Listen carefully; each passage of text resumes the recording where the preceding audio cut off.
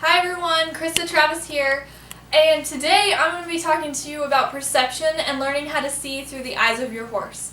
Earlier this year I wrote a blog post about this, so if you'd like to read the blog, you can either click right in here or check out the links in the description. So the first thing I want to say is that horses live in survival mode. They live in fight or flight. So a lot of the times when they're going to be reacting a certain way, they're going to be reacting with either a fight or flight. And they definitely perceive things differently than we do. And they just can't run the same kind of variables that we can to understand why a certain thing is happening. They only understand that something is happening and the perceived outcome of that thing happening.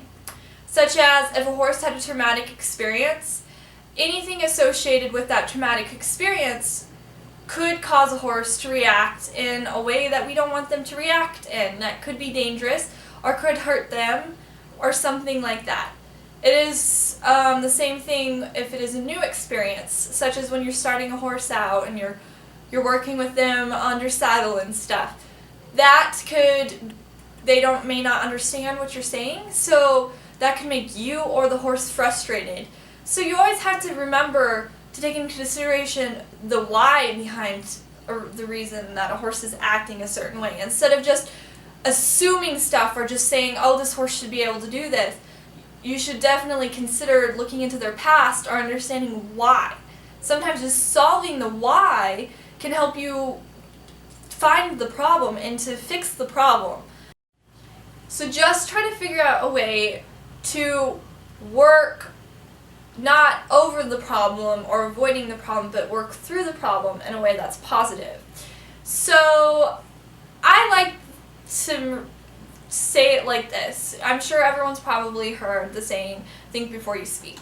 Well, I'm saying find the why before you react. Sure, in certain situations that you have to react first, such as if a horse is bucking or rearing. But what if the horse is bucking or rearing because there's a bear or a snake or something that's causing them to be super fearful? And it's just important to understand that why. It goes with people too. I mean, I'm sure we've all met people who are grumpy or angry. A good example is, say you have a horrible waitress or waiter. They're really slow, they're really angry, they forget a lot of things. And the first thing you're going to want to do is not leave a tip. Well, what you don't know is that their husband or their wife left them with their children. And now they're having money problems. And they don't know how they're going to make it another day. And they don't know how they're going to feed their children anymore. So they're just really bitter at the world. And you not leaving a tip is just going to enforce that.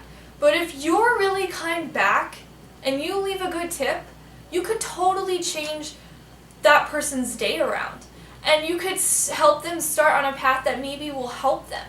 So that's kind of the same idea as with horses. Obviously it applies to both. But if you find the why behind it, and you don't even have to know, like with people, but just trying to be compassionate and understand that each background and knowledge can affect how a horse reacts to something, and that by providing a good outcome for the correct behavior, that you can totally change their perception on something.